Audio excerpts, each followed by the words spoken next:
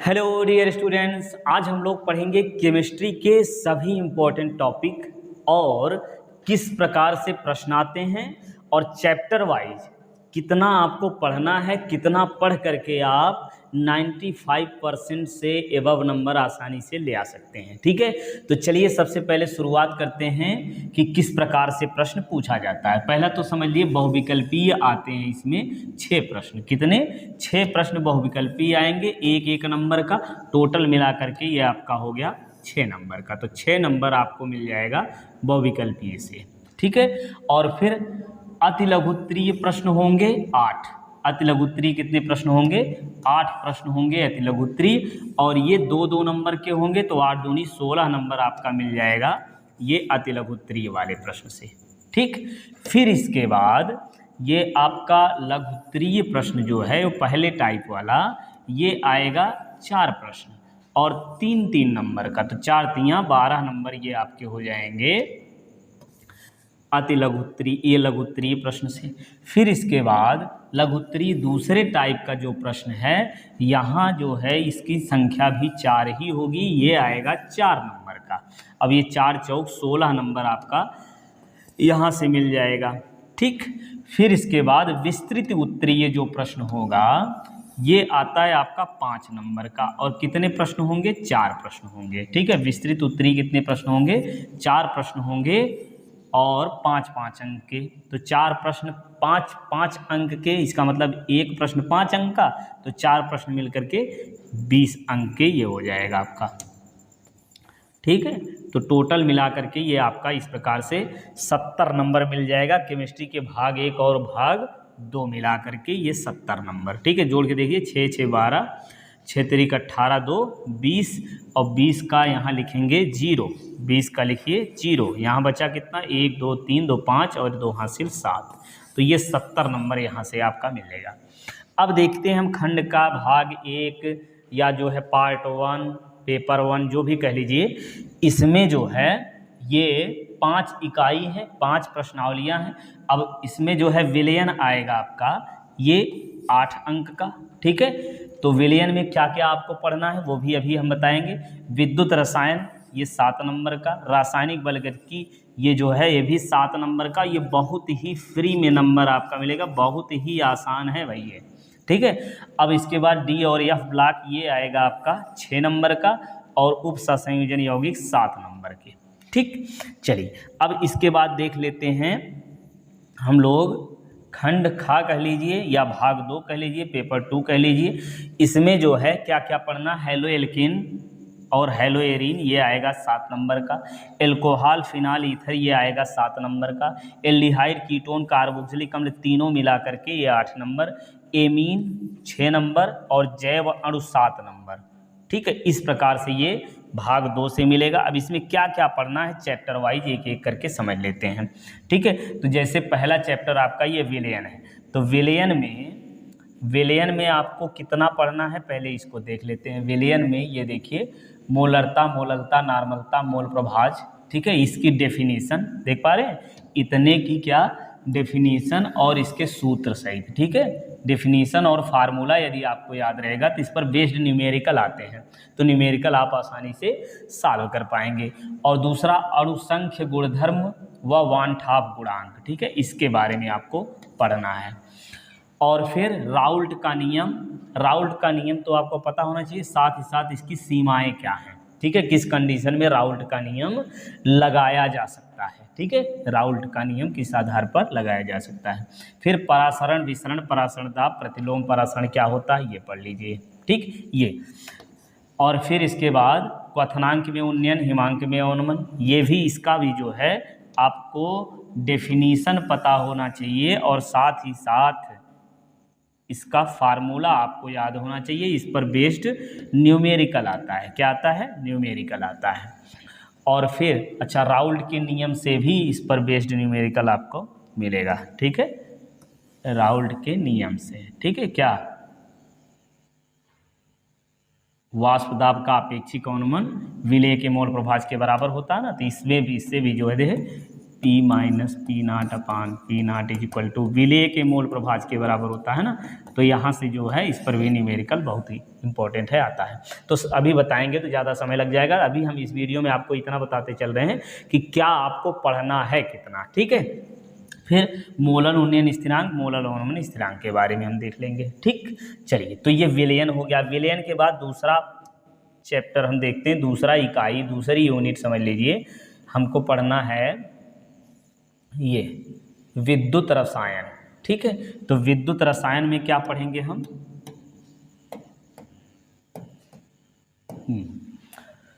Faraday के विद्युत अपघटन संबंधित नियम, ठीक है। फैराडे के विद्युत अपघटन संबंधित नियम पढ़ना। इसमें भी जो है न्यूमेरिकल इस पर बेस्ड आता है, ठीक।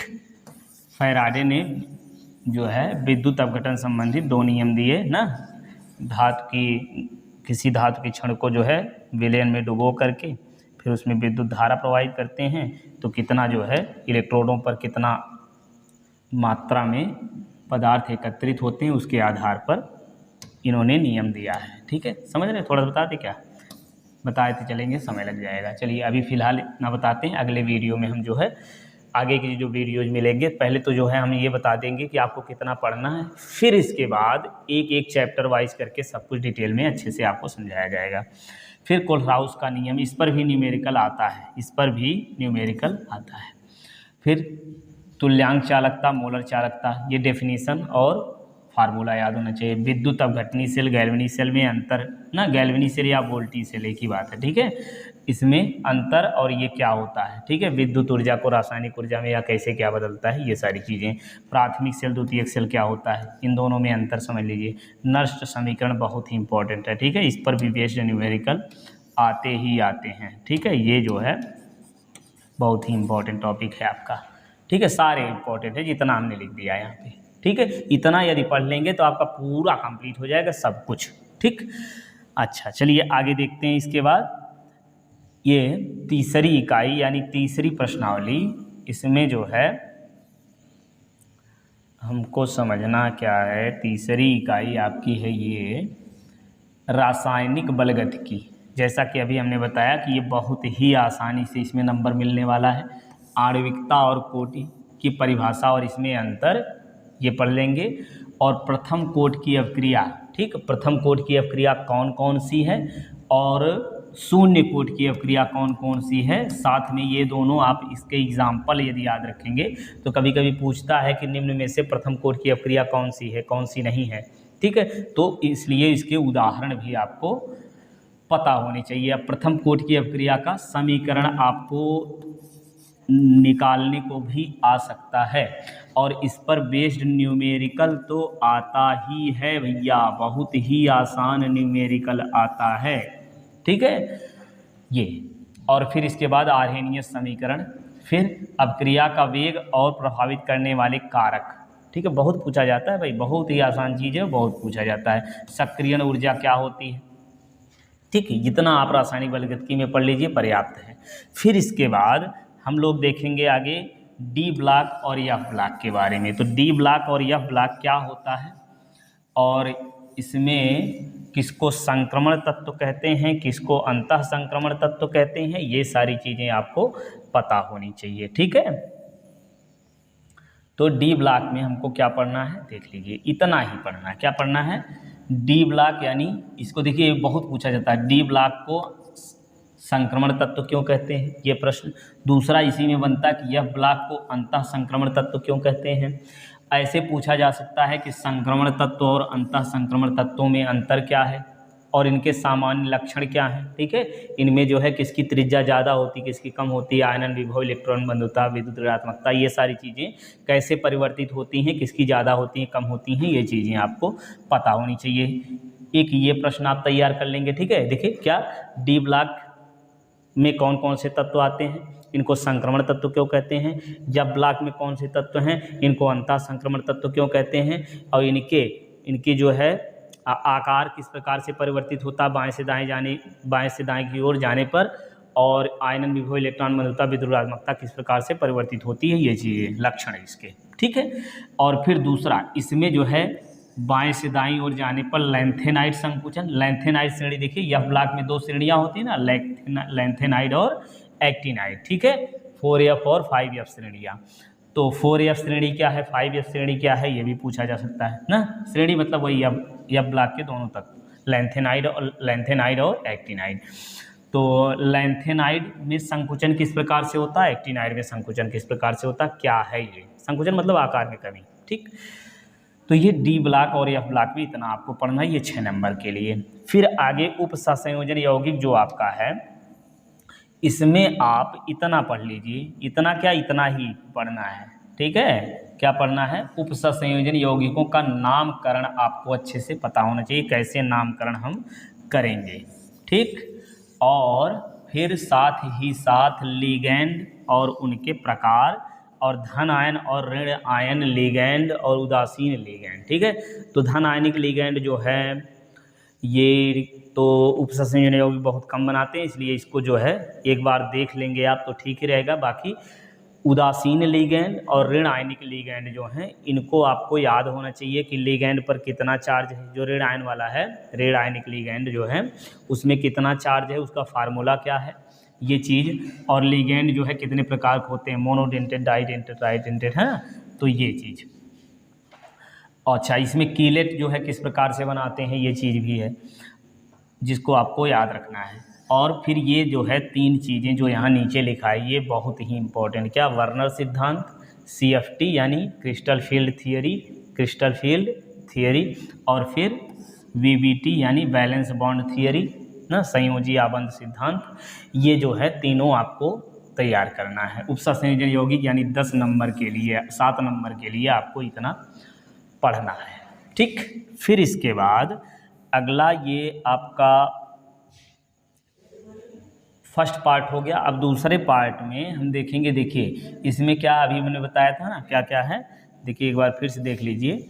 ये इसमें क्या है, halo alkane, halo arene, alcohol, phenol ether, aldehyde, ketone, carboxylic अम्ल, एमीन और जैव अणु हैं, ठीक है।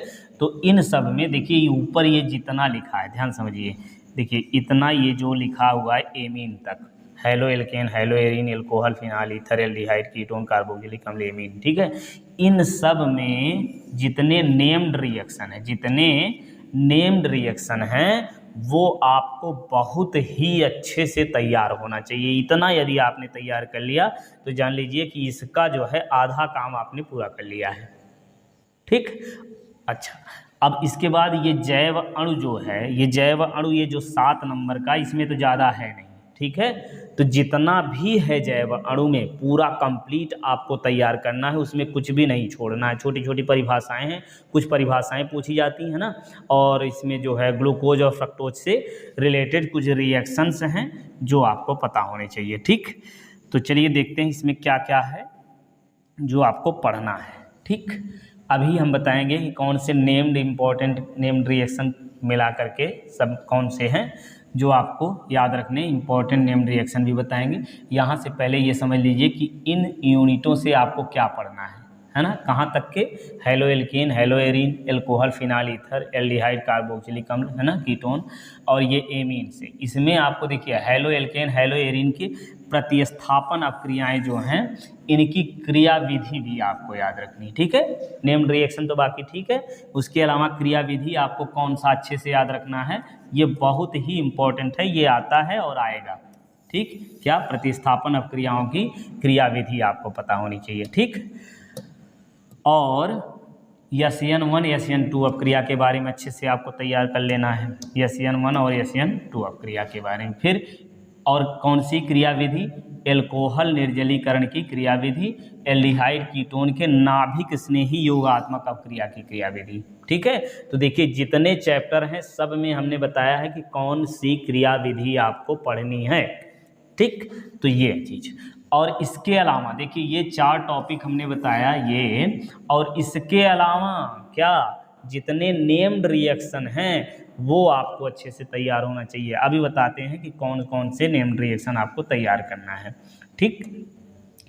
अब इसमें जो है कुछ महत्वपूर्ण परीक्षण हैं जिसमें से प्रश्न आते हैं बार बार, ठीक। तो ये जो है चारों परीक्षण हम एक ही छोटे से वीडियो में आपको कंप्लीट बता देंगे। कौन सा?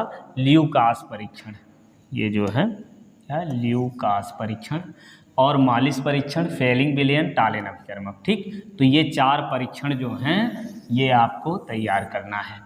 फिर इसके बाद देखिए प्रयोगशाला विधि देख रहे हैं कि कुछ जो है ये बहुत कम आता है ना, अब आजकल जो है थोड़ा कम आने लगा है, लेकिन ये आ सकता है, इसलिए इसको भी आपको एक बार तैयार कर लेना है। ठीक है, यदि आ जाए तो फिर क्या करेंगे।